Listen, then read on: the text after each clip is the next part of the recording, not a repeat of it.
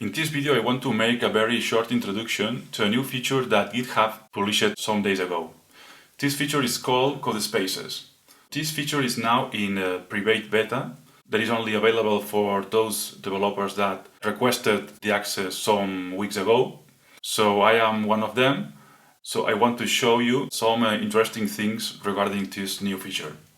I have available the link Codespaces in the top of my GitHub profile. So the first step is to create the first codespace. I select this option and I choose the repository I want to create my codespace. In this case, I will choose Chloe.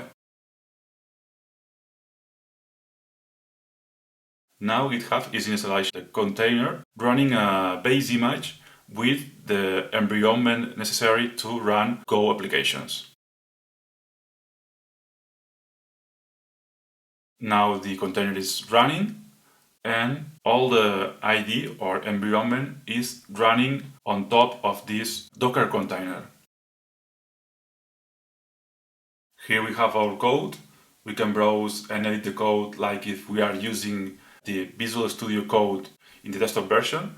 So if you are familiar with Visual Studio Code, you will be also very familiar with this interface. For example, here we have your changes in the code and you can compare which changes you will commit or discard. Okay, so one important thing regarding GitHub Codespaces is that this feature is now in private beta. But in the coming weeks this will be public and then you will be charged for using this new feature. This repository contains a very simple implementation in Go of a text editor that runs in your terminal.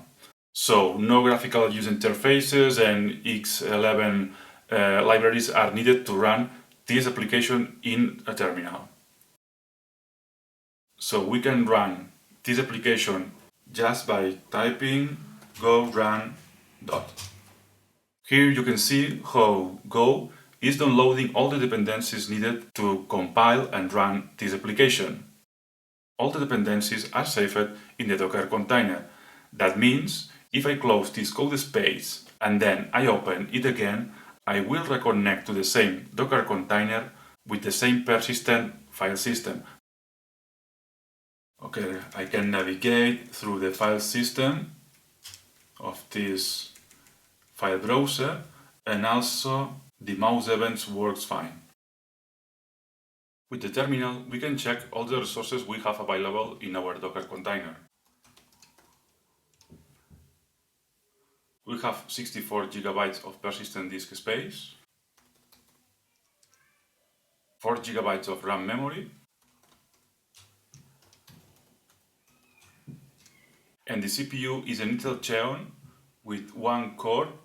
This may be enough for a simple application, but if you want to play with multi-threading, maybe you need more than one simple core. There is another interesting feature called Live Share that is available on the desktop version of Visual Studio Code by installing the proper extension. This feature or extension allows us to share our development ID with other coworkers. So, for example, I will start a new session. Here we have a unique URL of the session. I copy this URL and I open Visual Studio Code. I will split the screen to see both applications. Okay, here is my local installation of Visual Studio Code and I will try to join the active session I just created. It's connecting with the Chloe repository. Here we can see the code. In the browser, we can see the activity in real time of the other participants. So if I remove this comment, here we can see in real time the code has been uncommented. And I can comment it again, and this is really good synchronized. An active code space has its own state. For example, if I close this instance, I just quit the application, but the Docker instance is currently working. So if I have an application that is working in background, the application is currently running. If I try to enter again into the code space,